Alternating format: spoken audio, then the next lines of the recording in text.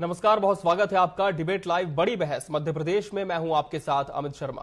मध्य प्रदेश की सियासत में इस समय बयानबाजी का दौर हावी है। किसानों के मुद्दों से लेकर आरक्षण तक बीजेपी और कांग्रेस के दिग्गज नेता एक दूसरे पर तीखे हमले बोल रहे हैं। इस बार की राजनीतिक लड़ाई में केवल स्थानीय मुद्दे ही नहीं बल्कि राष्ट्रीय मुद्दे भी जोर शोर से उठाए जा रहे हैं। सूबे के नेताओं के बयान न केवल प्रदेश की राजनीति में हलचल मचा रहे हैं बल्कि पूरे देश का ध्यान अपनी ओर खींच रहे हैं। देखिए इस रिपोर्ट में।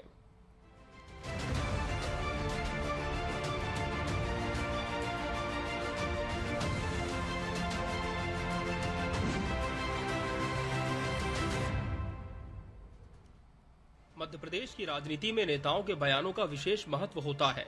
ये बयान सिर्फ राजनीतिक आरोप प्रत्यारोप ही नहीं होते बल्कि ये नेताओं की रणनीति और उनके पक्ष की विचारधारा को भी उजागर करते हैं। डॉक्टर मोहन यादव, दिग्विजय सिंह, शिवराज सिंह चौहान और वीडी शर्मा के बयान देश की सुर्खियां बनते हैं। किसान, आरक्षण और राहुल गांधी के अमेरिका में दिए स्टेटमेंट पर सूबे की सियासत में पिछले कुछ दिनों से बयान युद्ध छिड़ा हुआ है। किसानों के मुद्दे पर कांग्रेस मुखर है। किसान न्याय यात्रा के साथ किसानों से जुड़े मुद्दे पर कांग्रेस से तीखे बयान सामने आ रहे हैं। पीसीसी चीफ जीतू पटवारी ने हाथ में सोयाबीन लेकर जनसभा को संबोधित किया। इधर कृषि मंत्री इंदल सिंह कंसाना ने इसे किसानों का अपमान करार दिया। ये सोयाबीन हर लोकसभा में ये सोयाबीन के दाम अभी 4400 रुपया 4000 रुपया एक कुंटल की लागत ही है और बिक्री में 3500 से 3800। सही है कि गलत? शिवराज सिंह चौहान ने महाराष्ट्र में, दादा तुम भी सुन लो, जो होटल वाला कि महाराष्ट्र में चुनाव है तो वहां को हम एमएसपी पे सोयाबीन खरीदेंगे, मतलब 4800 पर सोयाबीन खरीदेगा। और मध्य प्रदेश में चुनाव नहीं है, यहाँ 20 साल वोट नहीं लिया, मुख्यमंत्री नहीं लिया, तो यहाँ एमएसपी पे नहीं खरीदेंगे क्योंकि वोट नहीं लेना है। ये किसानों के प्रति न्याय यात्रा निकालना ये किसानों का अपमान है। किसान कहीं कोई परेशान नहीं है। जो चंद लोग दो चार कांग्रेस के नुमाइंदे हैं उनको इन्होंने खड़ा किया है। और रहा सवाल एमएसपी का, जो हमारे नियम में है, जो हमारे घोषणा पत्र में है, वो हम उस हिसाब से खरीद करेंगे, उसमें कहीं कोई दिक्कत नहीं है। इधर केंद्रीय कृषि एवं किसान कल्याण मंत्री शिवराज सिंह चौहान ने राहुल गांधी पर जमकर हमला बोला। चौहान ने कहा कि राहुल गांधी ने देश के बाहर जाकर भारत के कारीगरों, कामगारों और मजदूरों का अपमान किया है। राहुल जी नेता प्रतिपक्ष हैं और नेता प्रतिपक्ष का पद होता है जिम्मेदारी का पद। देश के बाहर कभी भी नेता प्रतिपक्ष ने देश की छवि खराब करने की कोशिश नहीं की और वो विरोध करते करते देश के ही विरोध करने लगे। देश के बाहर कांग्रेस और बीजेपी नहीं होती, देश के अंदर हम मुद्दों पे लड़ सकते हैं। ठीक है, लगातार राहुल गांधी जी देश की छवि खराब करने की कोशिश कर रहे हैं और देश की छवि खराब करने की कोशिश देशद्रोह जैसी सीमा में ही आता है। कि राष्ट्रद्रोह में जब प्रधानमंत्री जब बात करते हैं खुलेआम चुनाव के समय वर्ग विशेष को लड़ाने की, क्या उस समय क्या आप देश के अंदर आप क्या बोल रहे प्रधानमंत्री, वो बात नहीं आती। तीसरी बात कि विश्व के अंदर कई बातें हैं, क्या प्रधानमंत्री जी अगर प्रदेश देश के युवाओं का, शेयर धारकों का पैसा अगर अडानी की एक कंपनी उसको के माध्यम से वो खेलती है तो क्या आप ये नहीं बताएंगे? वहीं दिग्विजय सिंह के बयान पर पहले से ही बवाल मचा हुआ है। आज बीजेपी ने सिंह के खिलाफ आंदोलन का ऐलान किया। माननीय वीडी शर्मा यदि मुझे आतंकवादियों का हिमायती मानते हैं तो उनकी नपुंसकता पर मुझे निराशा होती है। जो व्यक्ति सरकार में ट्रिपल इंजन सरकार के राज, नगर पालिका, नगर निगम, वो मुझे आतंकवादी का सहयोगी मानता है तो वो नपुंसक है कि नहीं, जो मेरे खिलाफ कार्रवाई नहीं करवा रहा है। तो दिग्विजय सिंह जी कुछ भी कह सकते हैं। तो जितना मैं समझ पाया कि दिग्विजय सिंह जी ने मुझे गाली देने से पहले जो बोला वो महत्वपूर्ण था कि भारतीय जनता पार्टी पंच, सरपंच, पार्षद, मेयर, जनपद, जिला पंचायत विधानसभा, लोकसभा सब में भारतीय जनता पार्टी आ गई है। तो ये उनकी जो मन की पीड़ा है, ये उन्हें मुझे लगता है गुस्सा दिलाती है। तो जब उम्र ज्यादा हो जाती है और जब गुस्सा आता है तो फिर हम क्या बोल रहे हैं ये याद नहीं रहता है। बयानों के पीछे का राजनीतिक खेल गहरा होता है। ये बयान एक दूसरे पर तीखे हमले के साथ साथ जनता की राय को प्रभावित करने की कोशिश करते हैं। अब देखना ये होगा कि ये बयानबाजी राज्य के राजनीतिक माहौल को कितना प्रभावित करती है और इसका क्या परिणाम निकलता है। Bureau report, TV 24 news. तो आज इसी विषय पर हमारी चर्चा होगी। इसके लिए हमारे साथ खास मेहमान भी जुड़ चुके हैं। हमारे साथ बीजेपी प्रवक्ता बृजराज सिंह जी जुड़े हैं। बृजराज जी, बहुत बहुत स्वागत है आपका इस चर्चा में। कांग्रेस प्रवक्ता हिमानी सिंह जी प्रतिपक्ष का पक्ष रखेंगे। हिमानी जी, आपका भी बहुत बहुत स्वागत है। वरिष्ठ पत्रकार प्रहलाद शर्मा जी भी इस चर्चा का हिस्सा है। प्रहलाद जी, आपका भी बहुत बहुत स्वागत है। बृजराज जी, कांग्रेस लगातार बयानों से विपक्ष के तौर पर हमला बोलती है, लेकिन अब बीजेपी की तरफ से भी बयान सामने आने लगे हैं। लेकिन बृजराज जी, कांग्रेस ने जो बयान दिया है, चाहे हम प्रदेश की बात करें या फिर देश के बाहर जो बयान दिया गया है, क्यों बीजेपी ये मानकर चल रही है कि ये कहीं ना कहीं एक अपमान है और कहीं ना कहीं देश का भी अपमान किया गया है? कि मिर्ची बहुत स्पष्ट रूप से है कि जो बयान उन्होंने दिया है वो बयान कहीं से भी देश हित का नहीं है। एक तो राहुल गांधी जी क्या बोलते हैं क्या नहीं बोलते हैं वो भाषा तो सिर्फ कांग्रेस ही समझ सकते हैं, जनता तो नहीं समझ पा रही है, ना ही अंग्रेज समझ पा रहे हैं। वो कभी देवी देवता की वो करने लगते हैं, कभी महाभारत में बताते हैं कि 7-6 लोगों ने घेर के मार दिया अभिमन्यु को, कभी शिव जी को कुछ कहते हैं, कभी कृष्ण भगवान को कुछ कहते हैं। तो माननीय, मैं तो यहाँ कहूंगा कि राहुल गांधी को कांग्रेसी लोगों के माध्यम से कहना चाहूंगा कि भाजपा विरोध में देश विरोधी ना बनिए। भाजपा का विरोध करिए, नीतिगत विरोध करिए, लेकिन भाजपा जहां पर राष्ट्र हित के कार्य कर रही है वहां भाजपा के साथ खड़े होइए। आप भी कोई अच्छी बात करेंगे, कोई अच्छे सजेशन देंगे तो हम भी आपके साथ खड़े होंगे। अमित जी, आप अगर है ना पिछले कुछ दिनों के कांग्रेस के क्रियाकल्पों को समझेंगे, जैसे कि डिबेट में वो आते हैं तो रटा रटाया 15-20 पॉइंट बोलते रहते हैं, ये नहीं किया, ये नहीं किया, ये नहीं किया, ये नहीं किया, ये नहीं किया, ये हो रहा है, ये हो रहा है, ये हो रहा है, ये हो रहा है। इसके अलावा आप अगर उनसे कोई और सवाल पूछेंगे तो भी उस सवाल को वहीं ले आएंगे कि ये नहीं कर रहे, वो नहीं कर रहे, इन्होंने ये कर दिया, झूठा वादा खिलाफी कर दी, फलाना कर दिया, ठिकाना कर दिया। आज न्याय यात्रा पर ये न्याय यात्रा निकाल रहे हैं किसानों के लिए। किन किसानों के लिए? जिन पर दिग्विजय सिंह जी ने गोली चलवाई थी, जिन किसानों को कमलनाथ जी ने छला था। दिग्विजय सिंह जी की भाषा शैली देखिए, पार्टी में उनको कोई सम्मान नहीं मिल रहा है, बाहर जाके प्रेस वार्ता कर रहे हैं। इनके प्रदेश अध्यक्ष जी स्पष्ट रूप से कहते हैं कि मेरे को देखिए, पार्टी गई तेल लेने के लिए, वो प्रदेश अध्यक्ष जी अपनी एक नई लाइन खड़ी कर रहे हैं, नई टीम बना रहे हैं। इनको अपने घर में भी कुछ समझ में नहीं आ रहा है, बाहर भी कुछ समझ में नहीं आ रहा है। तो स्पष्ट रूप से कहीं ना कहीं इनका मानस बहुत स्पष्ट है कि इस देश में अराजकता फैलाना, इस देश में लोगों को आपस में बंटवाना, लड़वा के अराजकता फैलाना, और किसी भी तौर पर ये सत्ता से दूर नहीं रह सकते हैं। भारतीय जनता ने इनको 10 साल से सत्ता से दूर रखा हुआ है, मध्य प्रदेश में 20 साल से दूर रखा हुआ है, तो अब ये फड़फड़ा रहे हैं किसी भी तरीके से, कैसे भी करके आग लगाई जाए देश में। राहुल गांधी स्पष्ट बोल चुके हैं कि केरोसिन छिड़का हुआ है, आग लगाने की देर है। अमित जी, इनका सिर्फ एक ही उद्देश्य है, अराजकता, अराजकता, अराजकता, अराजकता फैलाकर जो जमी जमाई सत्ता से दूर रहने के कारण कांग्रेस अराजकता फैला रही है। हिमानी जी, और बीजेपी का यह भी आरोप है कि आप विरोध करते हैं भाजपा के, लेकिन आपके जो बयान है वो देश का भी विरोध कर जाते हैं। ब्रजराज जी की जो ज्ञान है उसका सोर्स मुझे बीजेपी आईटी सेल के एडिटेड मैसेज लगते हैं, इसलिए जो इस तरह की बातें शिव जी के बारे में, राहुल गांधी के, क्योंकि उसको समझने के लिए थोड़े दिमाग की जरूरत पड़ती है। दूसरे विपक्ष का ये जो बोल रहे थे कि 10-15 लाइन याद करके आते हैं, तो मैं बता दूं विपक्ष का काम ही ये होता है, इनको इनके ज्ञान चक्षुओं को थोड़ा बीजेपी आईटी सेल के अलावा भी थोड़े ज्ञान की जरूरत है, वो मैं दे दूं कि विपक्ष का काम ही होता है कि आपने अपने जो घोषणा पत्र में वादे किए थे उनको पूरा करने के लिए आपको याद दिलाना और लगातार ऐसी गतिविधि करते रहना कि आप जनता के मुद्दों से भटक ना पाए और आपने जो जो वादे किए थे उनको पूरा करें। तो ये तो 5 साल जो आपने वादे किए थे पूरे नहीं होंगे, ये सब तो चलेगा, है ना। इसकी तो आदत डाल लीजिए, इसमें आप कुछ भी कह लीजिए कि पॉइंट पे वहीं आएंगे। आप चाहे कितना भी कहीं भी भटकाने की, हिंदू मुसलमान करने की, अराजकता करने की कोशिश कर लीजिए, हम वहीं आएंगे, उन्हीं मुद्दों पर आएंगे और उसी के बारे में आपसे पूछेंगे सवाल कि ये कब करेंगे। दूसरे, आपको एदल सिंह कंसाना जी के इस बयान में कोई खामी नहीं है कि कहीं कोई किसान परेशान नहीं है। अगर कहीं कोई किसान परेशान ना होता तो आपके मोदी जी को किसान कानून वापस ना लेने पड़ते। अगर किसान परेशान ना होता तो आपको महाराष्ट्र में एमएसपी पे देने की इनकी कथनी और करनी में जो फर्क है, महाराष्ट्र में आपने एमएसपी दे दिया और मध्य प्रदेश में क्योंकि अभी प्रशांत सिंह जी अपनी मर्यादा रख लीजिएगा।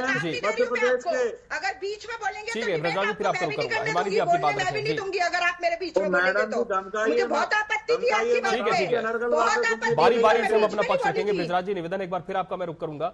हिमानी जी, उन्होंने न सिर्फ किसानों के विषय में कहा है, बल्कि जो बयान दिया गया है, चाहे हम दिग्विजय सिंह की बात करें, जो वीडी शर्मा को लेकर उन्होंने कहा, राहुल गांधी ने जो अमेरिका में बयान दिया है उसका विरोध भी भाजपा कर रही है, और राहुल गांधी के बयान को तो देश विरोधी करार दिया गया है। के करार देने के सर्टिफिकेट की जरूरत नहीं है। जो व्यक्ति जिस लायक था वो वहां पहुंचा, उसने अपना समस्याएं बताई। आप देश में किसी की आवाज उठने नहीं देते हैं। आप सदन में उनको चीजों को सदन से बाहर कर देते हैं, उन जो मुद्दे की बातें होती है। और बीडी शर्मा के बारे में जो बयान दिया वो आपने अपने चैनल पे ही पूरा दिखाया कि अगर आप दिग्विजय सिंह को बयानों के दौरान आतंकवादियों का समर्थक करते हैं तो क्या आप नपुंसक है कि ऐसे व्यक्ति पे आप कार्रवाई नहीं करवा पा रहे? अगर आपको लगता है कि वो है, या तो फिर आप बयानबाजी करके झूठ फैला रहे हैं, या तो फिर आप में बिल्कुल इतनी शक्ति नहीं है कि आप ऐसे व्यक्ति पे कार्रवाई करवा सके अगर वो आतंकवादियों का समर्थक है। तो इसमें क्या गलती है? अगर आप लगातार उस पूर्व मुख्यमंत्री को मर्यादाएं छोड़कर दिग्विजय सिंह के बयान में कुछ गलत नहीं है, पूरा बयान हमने सुना है, ये कांग्रेस कह रही है। लेकिन हिमानी जी, जो राहुल गांधी ने कहा, क्या उसका आप समर्थन करते हैं? क्या भारत में ऐसी स्थिति है? क्या चाइना बेहतर है भारत से? सिंह जी ने भी लगा रखा होगा एयरपोर्ट, उसको खोल के देख लें, वो भी मेड इन चाइना है। और अभी हम जिस चैनल पर बैठे हुए हैं, आप उसमें इनके बीजेपी आईटी सेल का जो सोर्स है उस पे भी अब तो वो फनी मैसेज भी चलने लगे कि वो दिवाली की लाइटों का मैसेज अभी से शुरू करना है। तो अगर इतनी आपत्ति है तो बंद कर दीजिए ना चाइना से माल मंगाना। आप मार्केट जाइए, आप देखिए। तो कहीं ना कहीं दोनों ही नेताओं के बयानों का कांग्रेस ने समर्थन किया है, कोई आपत्ति नहीं है। प्रहलाद जी का मैं करूंगा, बृजराज जी इस पर मैं जवाब जरूर लूंगा आपसे। प्रहलाद जी, कुछ बयान बहुत ज्यादा संवेदनशील होते हैं, और जिस तरह से बयानों से विवाद कोई नया नहीं है, पहले भी होता रहा है, लेकिन इस तरह के बयानों की पुनरावृत्ति किस तरह से आप इसे देखते हैं? क्यों इनकी पुनरावृत्ति की जाती है? क्या सिर्फ सुर्खियां बटोरने के लिए? देखिए, राजनीति में एक दूसरे पे आरोप प्रत्यारोप होना सामान्य बात है, लेकिन व्यक्तिगत टिप्पणी करना, इससे पहले इससे जो है जातिगत और सांप्रदायिक हिंसा को बढ़ावा मिलता है। इन चीजों से राजनीति में बचना चाहिए। लेकिन आज की राजनीति में इस टाइप की चीजें कोई भी अपनी उपलब्धियों को लेकर चर्चा नहीं करता है। एक दूसरे के कपड़े उतारना, एक दूसरे के ऊपर छीटाकशी करना, टीका टिप्पणी करना, ये सामान्य बातें हो चुकी है। लेकिन ये चुनाव के दौरान होना, सभाओं में होना तो ठीक थी, लेकिन अब चुनाव के बाद में इस टाइप की चीजें करना, ये निश्चित ही कहीं न कहीं देश के उन शीर्ष नेताओं को सोचना चाहिए, या संगठन के उन पदाधिकारियों को, नेतृत्व को सोचना चाहिए कि ऐसे लोग जो इस टाइप की टिप्पणियां करते हैं उन पर तत्काल कोई कार्रवाई करना चाहिए, ताकि भविष्य इस टाइप की चीजों की पुनरावृत्ति न हो और इससे समाज में एक गलत मैसेज न जाए। क्योंकि वो कोई न कोई राजनीतिक दल का प्रतिनिधि होता है जी। जो व्यक्ति टिप्पणी कर रहा है वो किसी भी राजनीतिक दल का प्रतिनिधि है, उससे उस दल की मानसिकता परिलक्षित होती है, उस दल की कार्यशैली पर प्रश्न चिन्ह उठता है, लोगों के बीच में उसकी अवधारणाएं वैसी बनने लगती है। जैसे दिग्विजय सिंह लंबे समय से इस टाइप की टिप्पणियां करते रहे हैं, अब लोग राजनीतिक क्षेत्र में हो सकता है राजनीति करने के कारण बीजेपी उनके ऊपर हमलावर हो जाए, कांग्रेस उस पर हमलावर हो जाए, लेकिन आम लोग इतनी गंभीरता से अब नहीं लेते हैं जैसी पहले लेते थे। जबकि दिग्विजय सिंह देश के प्रदेश के एक ऐसे नेता हैं जिनका जमीनी स्तर पर पूरे प्रदेश में नेटवर्क है, उसके बावजूद अब लोगों ने उनकी बातों को उतनी गंभीरता से लेना बंद कर दिया है। जहां तक राहुल गांधी जी वाली बात है, तो आप देश में रहते हुए, आप नेता प्रतिपक्ष जैसे सम्मानी पद पे हैं, आप देश में रहते हुए राजनीति, दलगत राजनीति के तहत आरोप प्रत्यारोप कर रही है, एक दूसरे की शिशालादारी कर रहे हैं, वो ठीक है, लेकिन दूसरे देश में, विदेश की भूमि पे जाने के बाद तो राष्ट्र का स्वाभिमान और सम्मान सर्वोपरि होना चाहिए। सबसे पहले राष्ट्र है, उसके बाद में कोई भी दल आता है। तो अगर वो इस टाइप की बातें कर रहे हैं और उसका विरोध किया जा रहा है, तो मैं नहीं समझता कि कोई गलत हो रहा होगा। जी ब्रिजराज जी, कांग्रेस ने यहाँ पर किसानों वाला मुद्दा है, जी प्रहलाद जी आपकी बात, किसानों वाला मुद्दा है, किसानों वाले मुद्दे को लेकर के तो आज ही केंद्रीय कृषि मंत्री शिवराज सिंह ने भोपाल में मीडिया से चर्चा के दौरान ये कह दिया है कि अभी सोयाबीन को आने में समय है, अभी कटी नहीं है और हम समर्थन मूल्य 3 राज्यों को दे चुके हैं खरीदी करने के लिए। मध्य प्रदेश सरकार में भी इससे भी हमारी चर्चा चल रही है, अधिकारियों से संपर्क में है और मध्य प्रदेश में हम 4,995 रुपए समर्थन मूल्य पर सोयाबीन खरीदने के लिए पूरी तरह से तैयार है। ठीक है, तो ये तो जो कांग्रेस का जो एक आंदोलन था उसकी तो कहीं ना कहीं शिवराज जी ने ये बयान दे करके उस पर विराम लगाने की कोशिश की है या उस बात को कहीं मोड़ दिया है। ठीक है ब्रिजराज जी, जवाब दीजिए। कांग्रेस ने यहाँ पर एक बहुत अहम बात उठाई है कि संसद में आप विपक्ष को अपनी बात नहीं रखने देते, उन्हें कहने नहीं देते हैं, तो अगर किसी मंच पर बात कह भी दी तो क्या गलत है? जी अमित जी 2-3 चीजें बड़ी महत्वपूर्ण है। क्या आप इस बात से सहमत हैं? कांग्रेस की लोकसभा की कार्रवाई आप भी देखते हैं जी, क्या हम बात नहीं उठाने देते हैं? क्या हम काट देते हैं? तो क्या फ्रीडम ऑफ एक्सप्रेशन पे कहाँ रोक लगा रखी है? तो वॉकआउट क्यों करता है विपक्ष? Freedom of expression Amit ji मैं समझाता हूं आपको धीरे धीरे। प्रहलाद जी ने बहुत अच्छे से चीजों को समझाया है कि किस स्तर पे जा रहे हैं, क्या क्या हो रहा है। लेकिन उन्होंने एक बात बड़ी अच्छी कही, राष्ट्र है तो हम हैं, अगर राष्ट्र नहीं होगा तो हम भी नहीं होंगे। हम 70-75 साल पहले एक बंटवारा देख चुके हैं जी, और माननीय राहुल गांधी जी उसी अराजकता की तरफ देश को फिर धकेल रहे हैं। ये चीज जनमानस की मानस में धीरे धीरे बैठ रही है। इनको खुद पर भरोसा नहीं है, चीन पर भरोसा है। क्यों? क्योंकि इनकी पार्टी जो है किसी अंग्रेज की बनाई हुई पार्टी है। हमारी पार्टी, उसमें राष्ट्र को प्रथम रखा जाता है, जो पार्टी होती है वो द्वित होती है और आदमी स्वयं तृतीय स्थान पे होता है। इनके यहाँ पे परिवारवाद सबसे पहले होता है, भ्रष्टाचार दूसरे नंबर पे होता है और तीसरे नंबर पे इनका जो होता है वो है तुष्टीकरण। आज ये देश में तुष्टीकरण से ऊपर निकलकर जातीय लोगों को बांट रहे हैं। मैं आऊंगा आरक्षण की बात करता हूं मैं 2 मिनट के लिए। उन्होंने स्पष्ट रूप से कहा आरक्षण खत्म कर देंगे। ये कांग्रेस पार्टी आरक्षण विरोधी शुरू से रही है। क्यों इतने साल लग गए आरक्षण को लागू करने में? किस पार्टी ने बाबा साहब आम्बेडकर चुनाव हरवाया? किस पार्टी, कौन सी पार्टी आज डेट में कह रही है कि हम कांग्रेस को जम्मू कश्मीर में 370 लेके आएंगे? कांग्रेस पार्टी कह रही है। 370 का सबसे बड़ा नुकसान क्या है? 370 का सबसे बड़ा नुकसान सिर्फ यही है कि वहां पर दलितों को मिलने वाला आरक्षण फिर से खत्म हो जाएगा। अमित जी बात छोटी मोटी नहीं है, बात बहुत स्पष्ट है। इनका एजेंडा बहुत क्लियर है कि हम सत्ता से दूर रहेंगे तो देश को अराजकता की आग में झोंक देंगे और ये यही कर रहे हैं। हिमानी जी आज समझ नहीं पा रही हैं कि वो किसका साथ दे रही हैं। 5-7 साल बाद जब ये बीज जो है ना इसका फल निकलेगा तब इनका घर भी उसमें जद में आ सकता है। ये बात इनको आज समझ में नहीं आ रही है, थोड़े दिन बाद समझ में आएगी। राहुल गांधी एक एजेंट है चाइना के और जॉर्ज सोरोस के। अंग्रेज अमेरिका में जाके उसी तरह की बातें कर रहे हैं जिससे कि बातें आगे बढ़े। इस पर तो जवाब जरूर लूंगा। क्या एजेंट के तौर पर काम कर रहे हैं हिमानी जी आपके नेता? एक बड़ा आरोप बीजेपी ने लगाया और साथ ही जैसा कि वरिष्ठ पत्रकार प्रहलाद शर्मा जी कह रहे थे कि अब कांग्रेस के नेता के बयानों को कोई गंभीरता से नहीं लेता। आपने न्याय यात्रा की बात कही थी किसानों को लेकर, लेकिन केंद्रीय कृषि मंत्री ने पहले एक बड़ा ऐलान कर दिया है, तो क्या न्याय यात्रा अब सफल हो पाएगी या फिर इसकी आवश्यकता और देखती है कांग्रेस? अमित जी बात रह गई थी, अमित जी एक छोटा सा मौका मिलेगा। मैं आऊंगा फिर से ब्रिजराज जी, आपका जरूर रुक करूंगा, पहले इस पर आपका जवाब ले लेता हूँ। जी हिमानी जी। जी ऐसा प्रहलाद जी की व्यक्तिगत राय हो सकती है, लेकिन उनका बयान आप ये बताइए कि एक नपुंसकता एक बीमारी होती है और आतंकवाद एक बहुत बड़ी विकराल किसी भी देश, किसी राष्ट्र, किसी दुनिया के लिए समस्या। आप उन्हें लगातार आतंकवादियों का समर्थक बोलते रहते हैं, उस बयान में कोई आपत्ति नहीं है। लेकिन यदि उन्होंने बचाव करते हुए अपना या उनको जवाब देते हुए ये कह दिया कि अगर आप ऐसा मानते हैं तो आप कार्रवाई करवा दीजिए, तो ये बयान गलत हो गया। नपुंसकता एक बीमारी है और आतंकवाद आप समझ सकते हैं, किसी व्यक्ति को आप आतंकवादी कहे जा रहे हैं क्योंकि आपको ऐसा लगता है कि नपुंसकता जो है वो आपके लिए शर्मनाक है। और मैं बिल्कुल दिग्विजय सिंह जी के बयान पे सहमत हूँ कि अगर आप ऐसा मानते हैं कि वो व्यक्ति कोई चीज कर रहा है तो आप उस पर कार्रवाई करवाइए ना, खाली बयानबाजी। और मैं बीजेपी के प्रवक्ता भाई से बोलना चाहती हूँ कि ठीक है, हमने तो सरकार बनने के बाद आपकी 10-15 लाइन जो आपके घोषणा पत्र में थी उनको रटा है आपसे पूरा करवाने के लिए। आप तो लगातार वही अंबेडकर के समय से अभी तक की वही लाइनें रिपीट करे जा रहे हैं। आप लोगों को तो सिलेबस की तरह याद करवाई जाती हैं। शायद भूल जाते हैं कि जो संविधान लागू हुआ था वो नेहरू जी के शासनकाल में लागू हुआ था। नहीं, आज एक और लाइन उन्होंने जोड़ी है कि राहुल गांधी चाइना के एजेंट है। हिमानी जी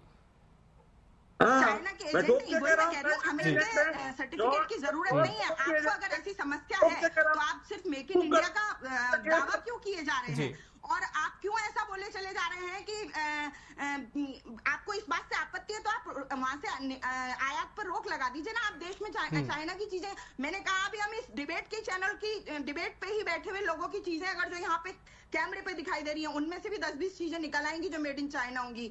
उसमें आपकी जो लैपटॉप रखा है उसके बहुत सारे पार्ट्स मेड इन चाइना होंगे, इन्होंने अगर हेडफोन लगा रखा होगा वो मेड इन चाइना होगा, और फोन हम सबके पास बहुत सारी चीजें अंदर बहुत सारी चीजें मेड इन चाइना होंगी। तो कोई झूठ तो है नहीं। अगर आपको बुरा लग रहा है ब्रिजलाल जी, आपको डिबेट करना आता नहीं, आप बस चेहरे से ही बड़े और परिपक्व लग रहे हैं, वैसे है नहीं। तो डिबेट आपको चाहूँ तो मैं भी नहीं करने दूँ और आपको आपकी बात ना कहने दूँ। आप लोग जब घिरने लगते हैं तो मर्यादाएं तोड़ने लगते हैं।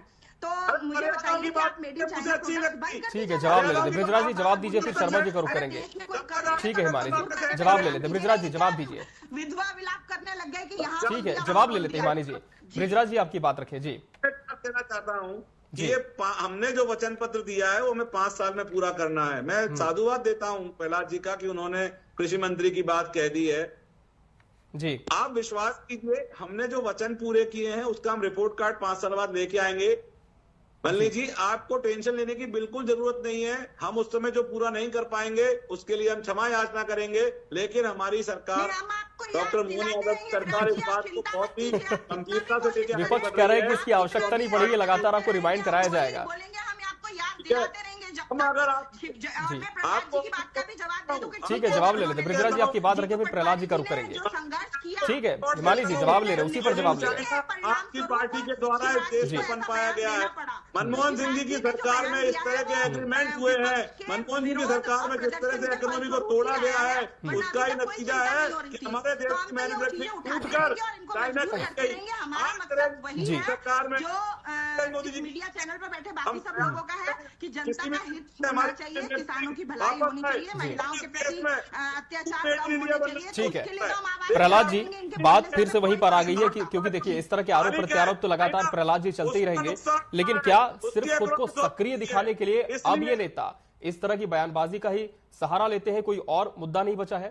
खुद का बुरा लगता है प्रहलाद जी। जी प्रहलाद जी, क्या सिर्फ खुद को सक्रिय दिखाने के लिए ही अब इस तरह की बयानबाजी का एक मुद्दा रह गया है, कोई और आधार नहीं बचा है? अब राजनीति में जो है, जैसे अभी हिमानी जी ने बोला था कि मर्यादा में रह के बात करना चाहिए, अब तो कोई भी राजनीतिक दल का नेता हो, बहुत कम ऐसे मिलेंगे, वो सुषमा स्वराज जी, अटल जी, ऐसे जो पुराने लोग जो थे, जिनके भाषण को, उनके भाषण को, उनकी सभाओं को सुनने के लिए लोग जाते थे चल के। ये लोग जब बोलते थे उस पर चिंतन मंथन होता था जी। लेकिन अब ऐसे नेताओं का अभाव निश्चित ही महसूस किया जाने लगा है। आज राजनीतिक दल के नेताओं को चिंतन करना चाहिए, बोलने से पहले सोचना चाहिए क्या बोल रहे हैं, इसका समाज पे क्या प्रभाव पड़ेगा। जी मन जी, आप नाम नहीं लिया, परेशान हो रहे। वो कह रहे कि इंदिरा जी का भी आपको जिक्र करना था। जी भाई, मैं कह रहा हूँ आपके उनके नेता का नाम नहीं लिया से परेशान हो रही है। पहले तो चूंकि बिल्कुल होंगी, मैं आपके हस्तक्षेप की जरूरत नहीं है मुझे। ठीक है, ऐसा नहीं है मेरा पर्टिकुलर। जवाब ले लेते हैं हिमानी जी, वो अपनी राय दे रहे हैं, उनसे जवाब ले लेते हैं। जी प्रहलाद जी आपकी बात के बवाल होता है। आप सुनिए हिमानी जी, इसके बजाय उन्हीं के भाई, उनके बेटे जयवर्धन सिंह जी कितने गंभीरता से राजनीति करते हैं, वो इस टाइप की चीजों को उलझ उलझ बयान नहीं देते, जबकि वो तो सक्रिय राजनीति में है। आज वो इस टाइप की बयान नहीं देते हैं, उनके बयानों पे कभी इस टाइप की स्थिति निर्मित नहीं होती। जी सर, अगर आप तो ऐसा नहीं है कि आपके दल में नहीं है, मेरा किसी पर्टिकुलर दल से ये नहीं। जी जी, वो उनकी व्यक्तिगत राय कह रही हिमानी जी। मैं तो यही चाहूंगा, मनसा वाचा कर्मणा की नीति अपनाना चाहिए। तो कोई भी व्यक्तिगत राय नहीं, हमारी बात से किसी के हृदय को ठेस न पहुंचे, कहीं ऐसी स्थिति न आए। और आपने अभी हाल कहा था कि विपक्ष का दायित्व, तो विपक्ष का दायित्व होता है समस्याओं को उठाएं, मूल मुद्दों को उठाएं। व्यक्तिगत आरोप प्रत्यारोप या किसी की जो है व्यक्तिगत टिप्पणी करके उसकी शिशालेदारी करना नहीं। आप जो है विपक्ष का बखूबी दायित्व निभाइए। व्यक्तिगत ही है और उसका जवाब फिर व्यक्तिगत ही दिया जाएगा। जी, अगर तो मैं सभी के लिए बोल रहा हूँ, मैंने किसी पर्टिकुलर दल के लिए कह रहा हूँ, मैं सभी को कह रहा हूँ, सभी लोग जो है व्यक्तिगत टिप्पणी से बचना चाहिए। व्यक्तिगत टिप्पणी समाज हित में भी नहीं होती है, ना संगठन हित में होती है। इसलिए व्यक्तिगत टिप्पणी न करते हुए हम अपनी उपलब्धियों को रखें और सामने वाले की नाकामी को उजागर करें। जी, ये विपक्ष का बिल्कुल। और इसी पर कहीं ना कहीं जनता की भी निगाहें होती है, क्योंकि अब जनता भी समझदार है। जरूरी नहीं कि आप उन्हें बयानों से भ्रमित कर दे, धरातल पर क्या हो रहा है इस पर वो सच्चाई के साथ अपना फैसला लेती है। बहरहाल समय हमारे पास इतना ही था इस चर्चा के लिए। आप सभी मेहमानों का बहुत बहुत धन्यवाद हमसे इस चर्चा में जुड़ने के लिए और इसका हिस्सा बनने के लिए। इसी के साथ बड़ी बहस डिबेट लाइव मध्य प्रदेश में आज के लिए फिलहाल इतना ही। मुझे और मेरी पूरी टीम को दीजिए इजाजत। नमस्कार।